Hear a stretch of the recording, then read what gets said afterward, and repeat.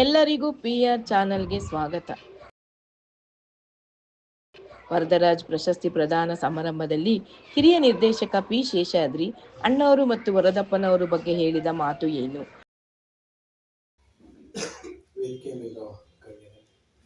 ವೇದಿಕೆ ಮೇಲಿರೋ ಗಣ್ಯರಷ್ಟೇ ಬೌದ್ಧಿಕವಾಗಿ ದೊಡ್ಡವರಾದಂಥ ಸಭೆಯಲ್ಲಿರುವಂಥ ಗಣ್ಯರು ಎಲ್ರಿಗೂ ನಮಸ್ಕಾರ.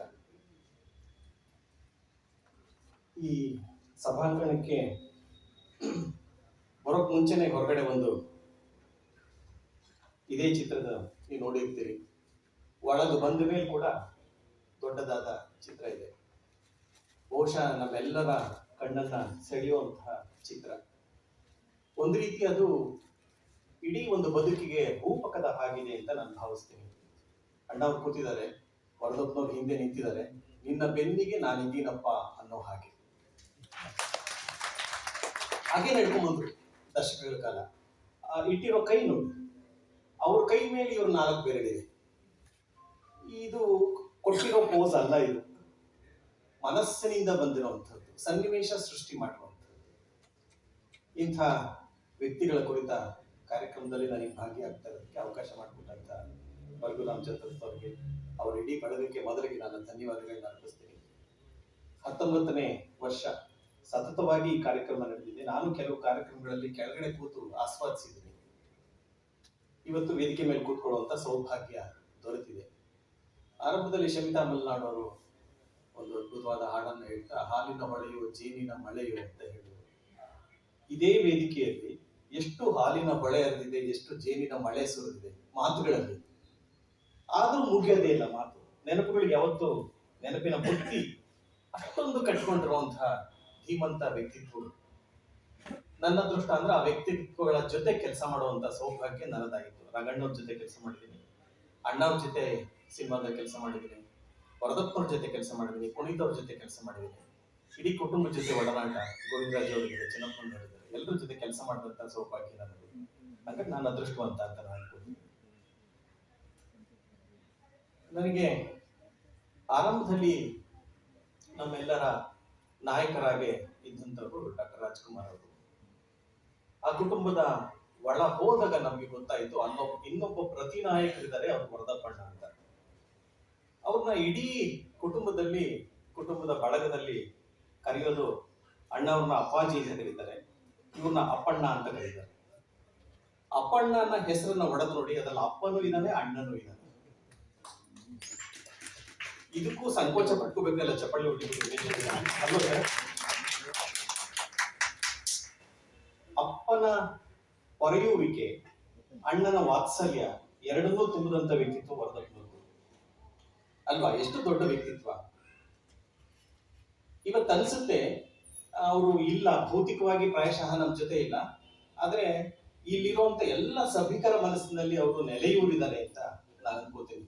ಒಬ್ಬ ವ್ಯಕ್ತಿ ನಿರಂತರವಾಗಿ ತನ್ನ ಭೌತಿಕ ದೇಹವನ್ನ ಬಿಟ್ಟು ಹೋದ ನಂತರವೂ ಉಳಿಯೋದು ಹೇಗೆ ಅಂದ್ರೆ ನೆನಪುಗಳಲ್ಲಿ. ಅಂತ ಶಾಶ್ವತವಾದ ನೆನಪುಗಳನ್ನ ಬಿಟ್ಟು ಹೋಗಿದ್ದಾರೆ. ಅವ್ರ ಜೊತೆ ಕೆಲಸ ಮಾಡಿದಂತ ಕೆಲವು ನೆನಪುಗಳನ್ನ ನಾನು ಹಂಚಿಕೊಳ್ಳೋದಕ್ಕೆ ಇಷ್ಟಪಡ್ತೀನಿ. ಆರಂಭದಲ್ಲಿ ನಾನು ಕೆಲಸ ಮಾಡಿದ್ದು ಆಕಸ್ಮಿಕ ಅನ್ನೋ ಒಂದು ಚಿತ್ರ, 1992ನೇ ಇಸ್ವಿ.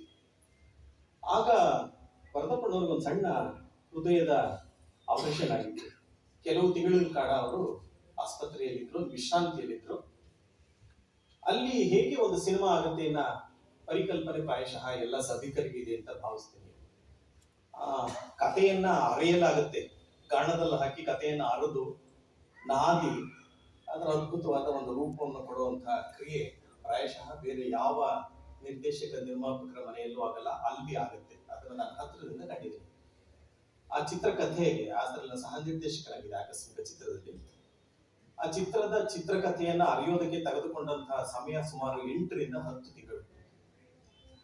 ಪ್ರತಿ ದಿನ ನಮ್ದು ವಾರಕ್ಕೆ 5 days a week, ಸೋಮವಾರದಿಂದ ಶುಕ್ರವಾರದವರೆಗೂ ಮನೆಯಲ್ಲಿ ಕೂತ್ಕೊತಾ ಇದ್ವಿ. ಬೆಳಗ್ಗೆ 10 ಆಫೀಸ್ ಬಂದಂಗೆ ಹೋಗ್ತಾ ಇದ್ವಿ, ಅಣ್ಣವ್ರು ಕೂತ್ಕೋತಾ ಇದ್ರು ಜೊತೆಯಲ್ಲಿ. ಸಂಜೆ 4:30-5 ಗಂಟೆವರೆಗೂ ಚಿತ್ರಕಥೆಯ ಚರ್ಚೆ ನಡೀತಾ ಇತ್ತು. ನಾಗಭರಣವ್ರು ಇರ್ತಾ ಇದ್ರು, ಅಣ್ಣವ್ರು ಇರ್ತಾ ಇದ್ರು. ಆಕಸ್ಮಿಕವಾಗಿ ವರದಪ್ಪಣ್ಣ ಇರಲಿಲ್ಲ ಆ ಸಂದರ್ಭದಲ್ಲಿ. ಇದ್ದಿದ್ರೆ ಇನ್ನೂ ಹೆಚ್ಚಿನ ಅನುಭವಗಳು ಸಿಗ್ತಾ ಇದ್ದಾರೆ. ಆಗ್ಲೇ ನಾನು ಹೇಳಿದಾಗೆ ಅವರು ಆಸ್ಪತ್ರೆಯಲ್ಲಿ ವಿಶ್ರಾಂತಿಯಲ್ಲಿದ್ರು. ಆಗ ನನಗೆ ಅಣ್ಣವ್ರದ್ದು ಒಂದು ಮುಖ ಗೊತ್ತಾಯ್ತು. ಎಲ್ಲರೂ ನಟರಾಗಿ ಅಂತೂ ಪ್ರಾಯಶಃ ಎಲ್ರಿಗೂ ಗೊತ್ತಿದೆ. ಅವರೊಬ್ಬ ಅದ್ಭುತವಾದ ಕಥೆಗಾರ, ಚಿತ್ರಕಥೆಗಾರ, ಸಂಭಾಷಣೆಗಾರ. ತುಂಬಾ ಜನಕ ಇದು ಗೊತ್ತಿಲ್ಲ. ಅವರೇ ಒಂದು ಬಾರಿ ಹೇಳಿದ್ರು, ಮಣ್ಣಿನ ಮಗ ಚಿತ್ರದಿಂದ ನಂತರ ಹೆಚ್ಚಿನ ಚಿತ್ರಗಳ ಸಂಭಾಷಣೆ ಅವ್ರ ಬಾಯಿಂದಲೇ ಬಂದದ್ದು. ಅದನ್ನ ಅವ್ರು ಎಲ್ಲೂ ಹೇಳಲಿಲ್ಲ, ಕ್ರೆಡಿಟ್ ಅನ್ನು ಬೇರೆಯವ್ರಿಗೆ ಕೊಡ್ತಾ ಇದ್ರು. ಹಾಗೆ ಚಿತ್ರಕಥೆಯ ಸನ್ನಿವೇಶದಲ್ಲಿ ಅವರು ಒಂದು ನುರಿತ ವಿಶ್ವವಿದ್ಯಾಲಯದ ಹಾಗೆ ಕೆಲಸ ಹಿಡಿತಾ ಇದ್ರು. ಚಿತ್ರಕಥೆ ಸಂಪೂರ್ಣವಾಗಿ ಸಿದ್ಧವಾಯಿತು. ಎಲ್ರಿಗೂ ಗೊತ್ತಿದ್ದಾಗೆ ವರದಪ್ಪನವರು ಎಲ್ಲ ವಿಭಾಗಗಳಲ್ಲಿ ತನ್ನ ನೈಪುಣ್ಯತೆಯನ್ನು ತೋರಿಸ್ತಾ ಇದ್ರು. ಅವ್ರು ಇಲ್ಲದೆ ಇದ್ದಂತಹ ಸಂದರ್ಭದ ಚಿತ್ರಕಥೆ ಸಿದ್ಧವಾಗಿ ಹಂಸಲೇಖ ಅವರು ಅದಕ್ಕೆ ರಾಗ ಸನ್ನಿವೇಶಗಳನ್ನು, ರಾಗದ ಸಂಯೋಜನೆಯನ್ನು ಮಾಡಿ ಒಂದು ಸಣ್ಣ ಆತಂಕ ಅಣ್ಣವ್ರಿಗೆ ಕಾಡ್ತಾ ಇತ್ತು. ಸಿನಿಮಾ ಸಿದ್ಧವಾಗ್ಬಿಟ್ಟಿದೆ, ಚಿತ್ರೀಕರಣ ಹತ್ರ ಬರ್ತಾ ಇದೆ, ಒಂದು ಸರಿ ವರದಪ್ಪನವ್ರ ಒಂದು ಕತೆ ಹೇಳ್ಬೇಕಲ್ಲ ಅಂತ ಅವ್ರನ್ನ ಕರೆಸ್ಕೊಂಡ್ರು. ಒಂದು ದಿವಸ ವಿಶೇಷವಾಗಿ ಅವತ್ತು ಕತೆ ಹೇಳಲಾಯಿತು. ಕಥೆಯನ್ನೆಲ್ಲ ಕೇಳಿದ್ರು. ಒಂದು ಮೊದಲ 10:30 ಸುಮಾರು ಒಂದು 2-2.5 ಗಂಟೆ ಕಥೆಯನ್ನು ನಿರೂಪಣೆ ಮಾಡಲಾಯಿತು. ಕೇಳಿಸ್ಕೊಂಡ್ರು. ಆ ಕುಟುಂಬದಲ್ಲಿ ನಾನು ಗಮನಿಸಿದ ಹಾಗೆ, ಇದು ಬರ್ಗೂರ್ ಸರಿಗೆ ಚೆನ್ನಾಗಿ ಗೊತ್ತಿದೆ, ಬೆಳಗಿನ ಹೊತ್ತು ಕಥೆಯ ಕೇಳುವಿಕೆ ಆಗುತ್ತೆ. ಆದ್ಮೇಲೆ ತಕ್ಷಣ ಅಭಿಪ್ರಾಯವನ್ನು ವ್ಯಕ್ತಪಡಿಸಲ್ಲ ಯಾರು. ಅವರಿಬ್ರು ಎಷ್ಟು ನುರಿತವರು ಅಂದ್ರೆ ಕಣ್ಣಲ್ಲಿ ಮಾತಾಡ್ಕೋತಾರೆ. ಈ ಕತೆ ಚೆನ್ನಾಗಿದೆಯಾ ಚೆನ್ನಾಗಿಲ್ವಾ ಅಂತ ಅವ್ರಿಗೆ ಗೊತ್ತಾಗ್ಬಿಟ್ಟಿರುತ್ತೆ, ಅದನ್ನ ಹೇಳಲ್ಲ. ನೀವು ಕಣ್ಣಿನ ಭಾಷೆಯನ್ನ ಓದೋರಾದ್ರೂ ಮಾತ್ರ ಗೊತ್ತಾಗುತ್ತೆ ಈ ಕತೆ ಅವ್ರು ನಾಟಿದ್ಯಾ ಇಲ್ವಾ ಅಂತ. ಕಥೆಯನ್ನ ಕೇಳಿದಾಗ ನನಗೊಂದು ಸ್ವಲ್ಪ ಅನ್ನಿಸ್ತು, ಸ್ವಲ್ಪ ಹಿಂದೆ ಪತ್ರಕರ್ತನ ಕೆಲಸ ಮಾಡಿದಾಗ ಯಾಕೋ ಈ ಕಥೆಯಲ್ಲಿ ಸ್ವಲ್ಪ ಕೊರತೆ ಕಂಡಿದೆ ಅಂತ. ತಕ್ಷಣ ವರದಪ್ಪಣ್ಣ ಊಟ ಮಾಡೋಣ ಅಂತ ಕತೆ ಹೇಗಿದೆ ಅಂತ ಹೇಳಲಿಲ್ಲ. ಸ್ವಲ್ಪ ಆಗ್ಲೇ ನಮ್ಗೆ ಇದೆ ಹೊಡ್ಕೊಳಕ್ ಶುರುವಾಯ್ತು. ಸಂಗೀತ ಸಂಯೋಜನೆ ಆಗಿದೆ, ಆಗ್ಲೇ ಚಿತ್ರಕಥೆ ರೆಡಿ ಇದೆ, ಚಿತ್ರೀಕರಣ ಹತ್ರ ಬರ್ತಾ ಇದೆ, ಊಟ ಮಾಡೋಣ ಅಂತ ಹೇಳ್ತಾ ಇದ್ದಾರೆ. ಕತೆ ಬಗ್ಗೆ ಏನು ಅಭಿಪ್ರಾಯ ಇರಲಿಲ್ಲ ಅಂತ. ಊಟ ಸಾಂಗೋಪಸಾಂಗವಾಗಿ ಊಟ ಆಯ್ತು. ಊಟ ಆದ ನಂತರ ಎಲೆ ಅಡಿಕೆ ಮೆಲ್ಲುವಂತ ಒಂದು ಕ್ರಿಯೆ ನಡೆಯುತ್ತೆ. ತುಂಬಾ ದೀರ್ಘವಾದ ಕ್ರಿಯೆ ಅದು, ಅದ್ಭುತವಾದ ಕ್ರಿಯೆ ಅದು. ಎಲೆಯ ನಾರನ್ನ ನಿಧಾನವಾಗಿ ಬಿಡಿಸಿ ಅದಕ್ಕೆ ಸುಣ್ಣ ಹಚ್ಚಿ ಎಲೆ ಹಾಕಿ ನಾವು ಅದನ್ನ ನೋಡೋದೇ ಒಂದು ಸಂತೋಷ, ಸಂಭ್ರಮ. ಕತೆ ವಿಷಯ ಚರ್ಚೆಗೆ ಬರ್ತಾ ಇಲ್ಲ. ಸಂಜೆ ಆಯ್ತು, 4:15 ಆಯ್ತು. ಹೋಗೋಣ ಅಂತ ಆಯ್ತು. ಕತೆ ಏನು ಅಂತ ಹೇಳಲಿಲ್ಲ. ಆಮೇಲೆ ಬೆಳಗ್ಗೆ ತಿಳಿದದ್ದೇನು ಅಂದ್ರೆ, ಇನ್ನೇನೋ ಬೇಕಾಗಿದೆ ಕಥೆಗೆ ಅಂತ ವರದಪ್ಪನವರು ಹೇಳಿದ್ದಾರೆ. ಮಾರನೇ ದಿವಸ ಮತ್ತೆ ಸೇರಿದ್ವಿ. ಕಥೆಯನ್ನ ಮತ್ತೆ ಮಾಡಿದಾಗ ಅದನ್ನ ಫಾರ್ಮುಲಾ ಅಂತ ನಾವು ಇವತ್ತಿನ ಸಿನಿಮಾದಲ್ಲಿ ಕರಿತೀವಿ. ಫಾರ್ಮುಲಾ ಅಂತ ತುಂಬಾ ಕ್ಲೀಶೆ ಪದ. ಒಂದು ಅತ್ಯುತ್ತಮವಾದ ಅಡಿಗೆಗೆ ಹಾಕುವಂತ ಪರಿಕರಗಳು ಯಾವ್ದಿರ್ಬೇಕು ಅಂತ ವರದಪ್ಪನವರಿಗೆ ಚೆನ್ನಾಗಿ ಗೊತ್ತಿತ್ತು. ಎಲ್ಲಿ ಹಾಸ್ಯ ಬರಬೇಕು, ಎಲ್ಲಿ ಭಾವ ಬರಬೇಕು, ಭಾವೋತ್ಕರ್ಷತೆ ಎಲ್ಲಿ ಬರಬೇಕು, ರಸೋತ್ಪಾದನೆ ಒಂದು ಕಥೆಯಲ್ಲಿ ಹೇಗೆ ಉಂಟಾಗತ್ತೆ, ಅದು ಎಲ್ಲಿ ಆಗ್ಬೇಕು ಅಂತ ಅವ್ರಿಗೆ ಚೆನ್ನಾಗಿ ಗೊತ್ತಿತ್ತು. ನಾವೀಗ ಅದನ್ನ 3 ಆಕ್ಟ್ ಸ್ಟ್ರಕ್ಚರ್ ಅಂತ ವಿದೇಶದಿಂದ ಎರವಲು ಪಡೆದಂತ ಇದ್ರಲ್ಲಿ ನಾವು ಮಾಡ್ತೀವಿ. ಅದು ಅಲ್ಲ, ಅದು 3 ಆಕ್ಟ್ ಸ್ಟ್ರಕ್ಚರ್ ಗೊತ್ತಿಲ್ಲದೆ ಅವರು ಚಿತ್ರಕಥೆಯನ್ನ ಚೆನ್ನಾಗಿ ಹೇಳ್ತಾ ಇದ್ರು. ಎಲ್ಲವೂ ಚೆನ್ನಾಗಿದೆ, ಹಾಡುಗಳೆಲ್ಲ ಚೆನ್ನಾಗಿದೆ. ಮಧ್ಯಂತರದ ನಂತರ ಯಾಕೋ ಕತೆ ಸ್ವಲ್ಪ ಕುಗ್ಗುತ್ತಾ ಇದೆ, ಇಳಿತಾ ಇದೆ. ಒಂದೇನಾದ್ರೂ ಒಂದು ಸಂಭ್ರಮ ಬೇಕು ಅಂತ. ಸಂಭ್ರಮ ಬರುವಂತ ಸನ್ನಿವೇಶ ಇರಲಿಲ್ಲ. ನಾಯಕ ನಟ ಮೂರ್ತಿ ವ್ಯಾಸರಾಯ ಅಂತ ಒಬ್ಬ ದುಷ್ಟನನ್ನು ಕೊಂಡ್ಕೊಂಡಿರ್ತಾರೆ, ಇನ್ಸ್ಪೆಕ್ಟರ್ ಪಾತ್ರ ಅದು. ಆ ಸಂದರ್ಭದಲ್ಲಿ ಸಂಭ್ರಮ ಪಡುವಂತ ಸನ್ನಿವೇಶ ಸೃಷ್ಟಿ ಮಾಡಕ್ಕಾಗಲ್ಲ, ಹಾಸ್ಯ ತರಕ್ ಸಾಧ್ಯ ಇಲ್ಲ. ಹಾಸ್ಯದ್ದು ಮತ್ತೆಲ್ಲ ಆರಂಭದಲ್ಲಿ ಬಂದಿತ್ತು. ಎಲ್ಲಿ ತರಬಹುದು ಸಂಭ್ರಮವನ್ನ? ಒಂದು ಸಂಭ್ರಮ ಬೇಕು. ಏನೋ ಒಂದು ಸಿನಿಮಾ ಕೆಳಗೆ ಹೋಗ್ತಾ ಇದೆ, ಗ್ರಾಫ್, ಆ ಗ್ರಾಫ್ ಮೇಲಕ್ಕೆ ಲಿಫ್ಟ್ ಆಗ್ಬೇಕು ಅಂದ್ರೆ ಏನೋ ಒಂದು ಬೇಕಾಗುತ್ತೆ ಇವೆಂಟ್ ಅಂತ. ಕೊನೆಗೆ ಒಂದು ಸಲಹೆಯನ್ನು ಅವರೇ ಕೊಟ್ಟರು. ನಾಯಕ ನಟ ಮೂರ್ತಿ ಆ ವ್ಯಾಸರಾಯನನ್ನ ಹುಡುಕೊಂಡು ಹುಬ್ಬಳ್ಳಿಗೆ ಹೋಗ್ತಾನೆ. ಹುಬ್ಬಳ್ಳಿಗೆ ಹೋಗ್ತಾನಲ್ಲ, ವೇಷ ಬದಲಾಯಿಸ್ಕೊಂಡು ಹೋಗ್ತಾನೆ. ವೇಷ ಬದಲಾಯಿಸ್ಕೊಂಡು ಹುಬ್ಬಳ್ಳಿಗೆ ಹೋದಾಗ ಒಂದು ಹಾಡನ್ನ ಹಾಡಿದ್ರೆ ಹೇಗೆ? ಆಗ ಹುಟ್ಟಿದರೆ ಕನ್ನಡ ನಾಡಲ್ಲಿ ಹುಟ್ಟಬೇಕು.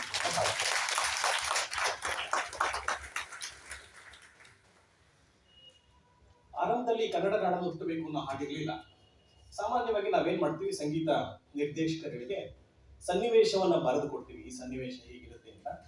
ಸನ್ನಿವೇಶ ಹಂಸಲೇಖ ಅವರಿಗೆ ಬರ್ಕೊಟ್ಟದ್ದು ಏನಂದ್ರೆ, ಬದುಕಿನ ಜಾಡನ್ನ ಹಿಡಿದು ಹೊರಟ ಮೂರ್ತಿ ಹುಬ್ಬಳ್ಳಿಯಲ್ಲಿ ವ್ಯಾಸರಾಯನ ಹುಡುಕಾಟದಲ್ಲಿ ಅಂತ ಇತ್ತು. ಬದುಕಿನ ಜಾಡು ಅನ್ನೋದನ್ನ ಹಿಡಿದು ಬದುಕಿ ಜಟಕಾ ಬಂಡಿ ಅಂತ ಅವರು ಸೃಷ್ಟಿ ಮಾಡ್ತಾರೆ. ಆ ಬದುಕು ಜಟಕಾ ಬಂಡಿ ಅನ್ನುವಂಥದ್ದು DVG ಅವರು ಸೃಷ್ಟಿ ಮಾಡಿದಂತ ಪದ. ಆ ಪದಗಳನ್ನ ಹಿಡಿದು ಬದುಕು ಜಟಕಾ ಬಂಡಿ ಅಲ್ಲಿಂದ ಶುರುವಾಗಿ ಹಂಸಲೇಖ ಅವ್ರ ಪ್ರತಿಭೆ ಎಲ್ರಿಗೂ ಗೊತ್ತಿದೆ. ಅವರು ಆ ಹಾರ್ಮೋನಿಯಂ ಇದ್ರ ಮೇಲೆ, ಈ ತಬಲ ಹವಲದ ಹಾಗೆ ಅದನ್ನ ಮಾಡ್ತಾ ಮನಸ್ಸಿನಲ್ಲಿ ಏನೋ ಗುಂಗುಸ್ ಬದುಕು ಚಕ್ರವಳ್ಳಿ ಬದುಕು ಚಕ್ರವಳ್ಳಿ ಅಂತ ಇದಕ್ಕಿದ್ದಂಗೆ ಅವ್ರ ಬಾಯಲ್ಲಿ ಬಂತು, ಹುಟ್ಟಿದರೆ ಕನ್ನಡ ನಾಡಲ್ಲಿ ಹುಟ್ಟಬೇಕು, ಮೆಟ್ಟಿದರೆ ಕನ್ನಡ ಮಣ್ಣ ಮೆಟ್ಟ, ಈ ಎರಡೇ ಸಾಲು ಆರಂಭ ಆದದ್ದು. ಆಮೇಲೆ ಸ್ವಲ್ಪ ಹೊತ್ತಾದ್ಮೇಲೆ 11:30 ಅಣ್ಣ ಅವರು ಮತ್ತೆ ವರದಪ್ಪ ಇಬ್ರು ಬಂದು ಬಂದ ತಕ್ಷಣ ಒಂದ್ಸರಿ ಕೇಳಿಸಿ ನೋಡೋಣ ಅಂತ ಆ ಟ್ಯೂನ್ ಅನ್ನ ಕೇಳಿಸಿದ್ರು. ಕೇಳಿದ ತಕ್ಷಣನೇ ಆ ಟ್ಯೂನ್ ಓಕೆ ಆಯ್ತು. ಒಂದೆರಡು ದಿವಸದಲ್ಲಿ ಹಾಡು ರಚನೆ ಆಯ್ತು. ಆ ಹಾಡು ಇಡೀ ಇತಿಹಾಸವನ್ನ ಸೇರಿದ್ದು, ಎಲ್ರಿಗೂ ಗೊತ್ತಿದೆ. ಅದು ನಾಡಗೀತೆಯಷ್ಟೇ ಖ್ಯಾತವಾದ ಗೀತೆಗೆ ಕಾರಣಕರ್ತರಾದಂಥವರು ವರದಪ್ಪ.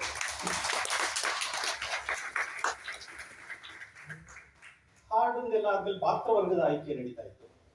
ನನಗೆ ಒಂದೊಂದು ಪಾತ್ರಕ್ಕೆ ಯಾರ್ಯಾರು ಕಲಾವಿದರು ಬೇಕು ಅಂತ ಒಂದು ಪಟ್ಟಿ ಮಾಡಿ ಅಂತ ನಿರ್ದೇಶಕರು ಹೇಳಿದ್ರು. ಒಂದು ಪಟ್ಟಿ ಮಾಡಿದ್ದೆ ನಾನು. ಪಟ್ಟಿಯಲ್ಲಿ ಮುಖ್ಯವಾದ ಪಾತ್ರ ಅಣ್ಣ ಅವರು, ಮೂರ್ತಿ, ಮಾಧವಿಯವರ ಒಂದು ಪಾತ್ರ ಇತ್ತು, ಗೀತಾ ಅವರ ಒಂದು ಪಾತ್ರ ಇತ್ತು. ಆಪೋಸಿಟ್ ಒಂದು ಪ್ರೊಟಗನಿಸ್ಟ್ಗೆ ಆಪೋಸಿಟ್ ಆಂಟಗನಿಸ್ಟ್ ಒಬ್ಬ ಖಳನಾಯಕನ ಪಾತ್ರ ವ್ಯಾಸರಾಯ. ವ್ಯಾಸರಾಯ ಪಾತ್ರಕ್ಕೆ ಯಾರಾಗಬಹುದು ಅಂತಂದಾಗ ತಕ್ಷಣ ನಮ್ಗೆಲ್ಲ ಬಳಕೆಯಲ್ಲಿ ತಕ್ಷಣ ಬಂದದ್ದ ಹೆಸರು, ಆ ಕಲಾವಿದನ ಹೆಸರು ಹೇಳಬೇಕು ಬೇಡವೋ ಮುಜುಗರ, ಆದ್ರೆ ತುಂಬಾ ಆಪ್ತರಾದ್ರಿಂದ ಹೇಳ್ಬಿಡ್ತೀನಿ, ಅವ್ರಿಗೆ ಬೇಜಾರು ಮಾಡ್ಕೊಳಲ್ಲ. ದತ್ತಣ್ಣ ಅವರ ಹೆಸರನ್ನ ಹಾಕಿದ್ದೇನೆ. ದತ್ತಣ್ಣ ಅವರು, ಲೋಹಿತಾಶ್ವ, ಮುಖ್ಯಮಂತ್ರಿ ಚಂದ್ರು, ಈ 3 ಹೆಸರನ್ನ ಮಾತ್ರ ಹಾಕಿದ್ದೆ ವ್ಯಾಸರಾಯ ಪಾತ್ರಕ್ಕೆ. ಆ ಪಟ್ಟಿಯನ್ನ ನೋಡೋ ಪರಿಶೀಲಿಸೋದಕ್ಕೆ ವರದಪ್ಪಣ್ಣ ಬಂದು ಪಟ್ಟಿಯನ್ನು ನೋಡಿದ್ರು.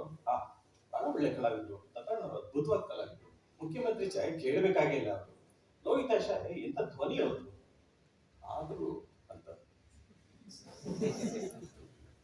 ಮತ್ತೆ ಊಟ ಆದ್ಮೇಲೆ ಎಲ್ಲ ಕೆಲವರು ಹೋದ್ಮೇಲೆ ನಾವೇ ಕೆಲವರು ಬಂದು ಇಳಿದಾಗ ಏನಪ್ಪಾ ಅಂತ ಅಣ್ಣ ಅವ್ರನ್ನ ಕೇಳಿದ್ರು. ಒಳ್ಳೆ ಕಲಾವಿದ್ರು, ಎಲ್ಲರೂ ಒಳ್ಳೆ ಕಲಾವಿದ್ರು ಅಂತ. ಆದ್ರೆ ಏನೋ ಒಳ್ಳೆ ಕಲಾವಿದ್ರು ಅನ್ನೋದ್ರಲ್ಲೇ ಏನೋ ಒಂದು ಸಣ್ಣ ತೊಡಕಿದೆ, ಇನ್ನೇನೋ ಬೇಕಿದೆ. ವರದಪ್ಪಣ್ಣ ಒಂದು ಮಾತು ಹೇಳಿದ್ರು, ತುಂಬಾ ಅದ್ಭುತವಾದ, ಎಲ್ಲಾ ಚಿತ್ರಕರ್ಮಿಯು ನೆನಪಿಸ್ಕೋಬೇಕಾದ ಮಾತು. ಯಾವ ನಾಯಕ ನಟನಿಗೆ ಶಕ್ತಿ ಎಲ್ಲಿಂದ ಬರುತ್ತೆ ಅಂದ್ರೆ ಖಳನಾಯಕನಿಂದ ಶಕ್ತಿ ಬರುತ್ತೆ. ನಾಯಕನಷ್ಟು ಎಷ್ಟು ಸ್ಟ್ರಾಂಗ್ ಆಗಿರ್ಬೇಕು ಅಂದ್ರೆ ಅದರ 2ರಷ್ಟು ಸ್ಟ್ರಾಂಗು ಖಳನಾಯಕ ಇರಬೇಕು. ಆಗ ನಾಯಕ ನಟ ಮೇಲೆ ಅಂತ ಸ್ಟ್ರಾಂಗ್ ಆಗಿರುವಂತ ಖಳನಾಯಕ ನಟನ ಹೊಡೆದುಳಿಸುವಂತ ನಾಯಕ ದೊಡ್ಡವನಾಗ್ತಾನೆ ಮನಸ್ಸಲ್ಲಿ, ಪ್ರೇಕ್ಷಕರ ಮನಸ್ಸಲ್ಲಿ. ಇವರೆಲ್ಲರೂ ಬಹಳ ಅದ್ಭುತವಾದ ಕಲಾವಿದರು. ಆದ್ರೆ ಇದ್ರ ಎದುರುಗಡೆ ವಜ್ರಮುನಿ ಇದ್ರೆ ಅದು ಬೇರೆ ಯಾರು ಸಾಧ್ಯ ಇಲ್ಲ. ಸಂಪತ್ತಿ ಸವಾಲು ಯಾರಿಗೆ ನಾವು ಗೊತ್ತೇ ಇದೆ, ವಜ್ರಮುನಿಯನ್ನ ನೆನೆಸ್ಕೊಳ್ಳೋ ಇದಕ್ಕೆ ಸಾಧ್ಯನಾ ಅಂತ ಎಷ್ಟೋ ಸಿನಿಮಾಗಳನ್ನ ನೀವು ನೋಡ್ತಾ ಬನ್ನಿ. ಆಮೇಲೆ ವಜ್ರಮುನಿ ಆ ಪಾತ್ರಕ್ಕೆ ಬಂದ್ರು. ನಾನು ಈ ಮಧ್ಯೆ ಒಂದು ಎಡವಟ್ಟು ಮಾಡ್ಬಿಟ್ಟಿದ್ದೆ, ದತ್ತಣ್ಣಗೆ ಹೇಳ್ಬಿಟ್ಟಿದ್ದೆ, ನಿಮ್ ಶಾರ್ಟ್ ಲಿಸ್ಟ್ ಆಗ್ಬಿಟ್ಟಿದೆ ಅಂತ. ಪಾಪ ಅವರು ಆಸೆಯಿಂದ ಏರ್ಫೋರ್ಸ್ ಅಲ್ಲಿ ಕೆಲಸ ಮಾಡ್ತಾ ಇದ್ರು, ಹೌದಾ. ಆಮೇಲೆ ಕ್ಷಮೆ ಕೇಳಿದೆ ಅಂತ ಇಟ್ಕೊಳ್ಳಿ, ಅವ್ರು ತುಂಬಾ ಸಜ್ಜನಿಕೆ ಇರೋದ್ರಿಂದ ನಕ್ಕು ಸುಮ್ಮನಾದ್ರು. ಇಲ್ಲ, ಈ ತರದೆಲ್ಲ ಇರುತ್ತೆ ಅಂತ. ನಾನು ಯಾವ ಕಾರಣಕ್ಕೆ ಹೇಳಿದೆ ಅಂತಂದ್ರೆ, ಒಂದು ಹೇಗೆ ಅವಾಗ ಅನ್ನಿಸ್ತು ನಮ್ಗೆ, ದತ್ತಣ್ಣ ಮಾಡಿದ್ರು ಚೆನ್ನಾಗಿ ಬರ್ತಾ ಇತ್ತು, ಬೇರೆ ವಿಚಾರ. ಚಂದ್ರು ಮಾಡಿದ್ರು ಬರ್ತಿತ್ತು. ವಜ್ರಮುನಿಯವ್ರು ಮಾಡಿದಾಗ ಎದುರುಗಡೆ ಅವ್ರಿಬ್ರದ್ದು ಇದೆಯಲ್ಲ, ಕೊನೆಯ ಕ್ಲೈಮ್ಯಾಕ್ಸ್ ನಲ್ಲಿ ಒಂದು ಸಂಭಾಷಣೆ ಬರುತ್ತೆ. ವ್ಯಾಸರಾಯ ಮುಖಾಮುಖಿ ಆದಾಗ ಅಣ್ಣ ಅವರು ಮತ್ತೆ ವಜ್ರಮುನಿಗೆ ಸಂಭಾಷಣೆ, ನನಗೆ ಯಾವಾಗಲೂ ಸಿನಿಮಾ ಯೂಟ್ಯೂಬ್ ಅಲ್ಲಿ ಇದೆ ನೋಡಿ, ಆ ಸಿನಿಮಾನ ಸಂಭಾಷಣೆ ನಾನು ಹೇಳಕ್ ಹೋಗಲ್ಲ, ಯಾಕೆಂದ್ರೆ ಅವ್ರು ಹೇಳಿದಷ್ಟು ಧಾಟಿಯಲ್ಲಿ ನನಗೆ ಹೇಳಕ್ ಬರಲ್ಲ, ನಿಮ್ಮ ರಸಭಂಗವನ್ನ ಮಾಡಲ್ಲ ಅನ್ನೋ ಕಾರಣಕ್ಕೆ ಅದು ಹೇಳ. ಅದ್ಭುತವಾದ ಸಾಲುಗಳು ಅವರಿಬ್ರು ಮುಖಾಮುಖಿ ಆದಾಗ ಕೇವಲ 40 ಸೆಕೆಂಡ್ ಅಲ್ಲಿ ಅವರಿಬ್ರು ಮಾತಾಡ್ತಾರೆ, ತುಂಬಾ ಚೆನ್ನಾಗಿದೆ. ಇದು 2ನೇ ಅನುಭವ. ಆದ್ರೆ ಪೂರ್ಣಿಮಾ ಪ್ರೊಡಕ್ಷನ್ ಅವರು ಹಿರಿತೆರೆಯಿಂದ ಕಿರಿತೆರೆಗೆ ಬಂದದ್ದು ಒಂದು ಧಾರಾವಾಹಿಯಿಂದ, ಅದನ್ನು ನಿರ್ದೇಶನ ಮಾಡೋ ಅವಕಾಶವನ್ನ ನನಗೆ ರಾಘಣ್ಣವರು ಒದಗಿಸ್ಕೊಟ್ರು. ಮೊದಲ ಧಾರಾವಾಹಿ 2000ರಲ್ಲಿ ಬಂದದ್ದು ನಿಕ್ಷೇಪ ಅಂತ ಒಂದು ಧಾರಾವಾಹಿ ಮಾಡಿದ್ವಿ. ಅದರ ಕಥೆಯನ್ನ ಆಧರಿಸಿದ್ದು ಕನ್ನೂರು ಕೃಷ್ಣಮೂರ್ತಿ ಅವರ ಅದೇ ಹೆಸರಿನ ಕಾದಂಬರಿಯನ್ನ. ಅದ್ರದ್ದು ಚಿತ್ರಕಥೆ ಎಲ್ಲ ಮಾಡ್ಕೊಂಡಿದ್ದೆ. ರಾಘಣ್ಣವರು ಒಂದ್ಸರಿ ಅಪ್ಪಣ್ಣವ್ರು ಒಂದ್ಸರಿ ಹೇಳ್ಬಿಡಿ ಕಥೆಯನ್ನ, ಸಾಧ್ಯ ಆದ್ರೆ ಒಂದು ಅವ್ರ ಕೇಳಿ ಅಂತ. ನಾನು ಹೇಳ್ತೀನಿ ಅಂತ ಹೋದ್ರೆ, ಯಾವುದು ಕಥೆ ಅಂತಂದ್ರು, ಇಲ್ಲ ಕನ್ನೂರು ಕೃಷ್ಣಮೂರ್ತಿ ಅವರ ನಿಕ್ಷೇಪ ಅನ್ನೋ ಕಾದಂಬರಿ. ಕಾದಂಬರಿ ತಗೊಂಡಿದ್ರೆ ಚೆನ್ನಾಗಿರುತ್ತೆ ಬಿಡಿ, ಏನು ಯೋಚನೆ ಮಾಡೋಗಿ ಅಂತ. ಅದಕ್ಕೊಂದು ಶೀರ್ಷಿಕೆ ಗೀತೆ ಮಾಡಿಸಿದ್ವಿ. ಶೀರ್ಷಿಕೆ ಗೀತೆ ಟ್ಯೂನ್ ಒಂದ್ಸರಿ ಕೇಳ್ಬಿಡ್ಲಿ ಅಣ್ಣ ಅಂತ ಒಂದು ಟೇಪ್ ರೆಕಾರ್ಡಲ್ಲಿ ರೆಕಾರ್ಡ್ ಮಾಡಿ ಕೇಳಿಸ್ಕೊದ್ವಿ. ಯಾರು ಮಾಡಿದ್ದು ಇದು ಟ್ಯೂನ್ ಅಂದ್ರು, ಇದು ಮನೋಹರ್ ಮಾಡಿದಾರೆ. ಮನೋಹರ್ ಮಾಡಿದ್ರೆ ಚೆನ್ನಾಗಿರುತ್ತೆ ಬಿಡಿ ಅಂತಂದ್ರು. ಅಂದ್ರೆ ಅವೆರಡನ್ನೂ ಕೇಳಿ ಅದಕ್ಕೆ ಬಂದು ಆಶೀರ್ವಾದ ಮಾಡಿ ಆ ಕೃತಿ ಕೂಡ ಒಂದು 30 ಕಂತುಗಳನ್ನ ನಾವು ಮಾಡಿದ್ವಿ ಧಾರಾವಾಹಿಗೆ. ಅಷ್ಟು ಚೆನ್ನಾಗಿ ಮಾಡೋದಕ್ಕೆ ಅವರ ಬೆಂಬಲ ಇರ್ತಾ ಇತ್ತು. ಇದು ಬರೀ ನಾವು ಯಾವಾಗಲೂ ಅಣ್ಣವರು ಮತ್ತೆ ವರದಣ್ಣ ಅಂತ ನೋಡ್ತೀವಿ, ಅದಷ್ಟೇ ಒಂದು ಜೋಡಿ ಅಲ್ಲ. ಅದೇ ಚಿತ್ರರಂಗದಲ್ಲಿ 2 ಜೋಡಿಗಳನ್ನ ನಾವು ಮರೆಯಲೇಬಾರದು. ಅದೇ ವರದಪ್ಪಣ್ಣ ಮತ್ತೆ ಸಿದ್ದಿಲಿಂಗಯ್ಯ ಜೋಡಿ. ಮೇಯರ್ ಮುತ್ತಣ್ಣ ಸಿನಿಮಾ ಮೊದಲ ಅವರ ನಿರ್ಮಾಪಕ ಪಾಲ್ದಾರಂತೆ. ನಾವೆಲ್ಲ ಹೇಳ್ತೀವಿ, ರಣಧೀರ ಕಂಠೀರವ ಬಂದಾಗ ನಾನು ಸಹಕಾರಿ ತತ್ವದಲ್ಲಿ 2000ರಲ್ಲಿ ಸಿನಿಮಾ ಮಾಡಿದೆ. ಸಹಕಾರಿ ತತ್ವದ ಮೊದಲ ಚಿತ್ರ ಆಗಿದ್ದೇ ನಡೆದಿರ ಕಂಠೀರವದಿಂದ. ಡಾಕ್ಟರ್ ರಾಜ್ಕುಮಾರ್ ಅವರು, ಬಾಲಕೃಷ್ಣ ಅವರು, ನರಸಿಂಹರಾಜು ಅವರು ಸೇರಿ ಮಾಡಿದಂಥ ಮೊದಲ ಚಿತ್ರ. GVIಯರು 4 ಜನ ಸೇರಿ ಮಾಡಿದಂಥ ಮೊದಲ ಚಿತ್ರ ಸಹಕಾರಿ ತತ್ವದಲ್ಲಿ ನಡೆದಿರ ಕಂಠೀರವ. ಅದಾದ ನಂತರ ಪ್ರಾಯಶಃ ವರದಪ್ಪಣ್ಣವರು, ನಮ್ಮ ಇವರು ಆಗಲೇ ಹೇಳಿದಂಥ ಸಿದ್ಲಿಂಗಯ್ಯನವರು, ಚಂದುಲಾಲ್ ಜೈನ್ ಅವರು ಸೇರಿ ಇನ್ನೊಬ್ರು ಸೇರ್ಕೋತಾರೆ, ವೀರಸ್ವಾಮಿಯವರು, 4 ಜನ ಸೇರಿ 4 ಸಿನಿಮಾಗಳು ಮಾಡ್ತಾರೆ. ಅದ್ಭುತವಾದ ಸಿನಿಮಾಗಳು. ಎಂಥ ಚಿತ್ರ! ಭೂತಯ್ಯನ ಮಗುವೆ ಅಂತ ಚಿತ್ರ, ಹೇಮಾವತಿ ಇನ್ನೊಂದು ಚಿತ್ರ, ನಾರದ ವಿಜಯ, ಭೂಲೋಕದಲ್ಲಿ ಯಮರಾಜ. ಈ 4 ಚಿತ್ರಗಳಲ್ಲಿ ಇವರು ಪಾಲುದಾರರಾಗಿದ್ರು ಅಂತ ನಾನು ಬೆಳಗ್ಗೆ ಯಾರೋ ಮಾತಾಡ್ತಾ ಕೇಳಿದಾಗ, ಎಂಥ ಅದ್ಭುತವಾದ ಕೃತಿಗಳನ್ನ, ಬರೀ ಒಂದು ಮೇನ್ ಸ್ಟ್ರೀಮ್ ಸಿನಿಮಾಗಳ ಅಷ್ಟೇ ಅಲ್ಲ, ಒಂದು ಸೃಜನಶೀಲ ಮತ್ತೆ ಬೌದ್ಧಿಕತೆಯ ಇರುವಂತಹ ಭೂತಯ್ಯನ ಮಗುವಿನ ಮರೆಯಕ್ಕೆ ಸಾಧ್ಯ ನಾನು ಯಾರಾದ್ರು. ಅಂತ ಚಿತ್ರಕಥೆಗಳಲ್ಲಿ ಪಾಲುದಾರರಾಗಿ ಇಡೀ ಕನ್ನಡ ಚಿತ್ರರಂಗ ಒಂದು ರೀತಿಯಲ್ಲಿ ವರದಪ್ಪಣ್ಣವರಿಗೆ ಋಣಿಯಾಗಿದೆ ಅಂತ ಹೇಳಿ. ಅಂದ್ರೆ ಒಂದು ಬೆನ್ನಿಗೆ ನಿಲ್ಲೋದಿದೆಯಲ್ಲ, ಅದು ತುಂಬಾ ಅಪರೂಪದ್ದು. ನಾನು ಯಾವಾಗಲೂ ಹೇಳ್ತಾ ಇರ್ತೇನೆ, ಪ್ರಕೃತಿ ಹೇಗೆ ಒಬ್ಬ ಮನುಷ್ಯನ ಸೃಷ್ಟಿ ಮಾಡುತ್ತೆ ಗೊತ್ತಿಲ್ಲ. ಅಣ್ಣ ಮುಖದಲ್ಲಿರುವಂತಹ ಕಳೆ ಬೇರೆ ಯಾರಿಗೂ ಬರಲಿಲ್ಲ, ಹೇಗೆ ಸರ್ ಬಂದ್ರಿ ಕಳೆ? ಹಾಗೆ ನೋಡಿದ್ರೆ ಅವ್ರು ಕಳೆ ಕಡಿಮೆ ಇಂತ ಅಂತ ಹೇಳಲ್ಲ, ಅಪ್ಪಣ್ಣನ ಮುಖದಲ್ಲಿ ಕಳೆ ಕಡಿಮೆ ಇಂತ ಅಲ್ಲ, ಅವರಲ್ಲಿ ಒಂದು ಶಕ್ತಿಯನ್ನ ಪ್ರಕೃತಿ ತುಂಬಿತು, ಪ್ರತಿಭೆಯನ್ನ, ಬೌದ್ಧಿಕತೆಯನ್ನ ಅವರ ಒಳಗೆ ತುಂಬಿತು, ಕಳೆಯನ್ನ ಇವ್ರ ಮುಖಕ್ಕೆ ತುಂಬಿದೆ. ಹಾಗಾಗಿ ಇವರು ಲೋಕೋಪಯೋಗಿ, ಅವರು ಭಾವೋಪಯೋಗಿ ಇಡೀ ಜಗತ್ತಿನಲ್ಲಿ. ಇವರಿಬ್ಬರ ಸಮ್ಮಿಲನ ಇದೆಯಲ್ಲ, ಹಾಗೆ ನಾನು ಹೇಳಿದಾಗ ಸಿದ್ಲಿಂಗಯ್ಯನವ್ರ ಜೊತೆ ನಿಂತಿದ್ದಾಗಲಿ, ಅಣ್ಣವ್ರ ಜೊತೆ ನಿಂತಿದ್ದಾಗಲಿ, ಇಡೀ ಕುಟುಂಬಕ್ಕೆ ರಕ್ಷಣೆ ನೀಡುವಂಥದ್ದು ಇವತ್ತಿನ ದಿನಗಳಲ್ಲಿ ಅಪರೂಪ. ಈ ವಿಡಿಯೋ ನಿಮಗೆ ಇಷ್ಟವಾದರೆ ಸಬ್ಸ್ಕ್ರೈಬ್ ಮಾಡಿ, ಪಕ್ಕದಲ್ಲಿ ಇರುವ ಬೆಲ್ ಬಟನ್ ಕ್ಲಿಕ್ ಮಾಡಿ. ನಾವು ಹಾಕುವ ಪ್ರತಿ ವಿಡಿಯೋ ನಿಮಗೆ ತಿಳಿಯಲಿದೆ.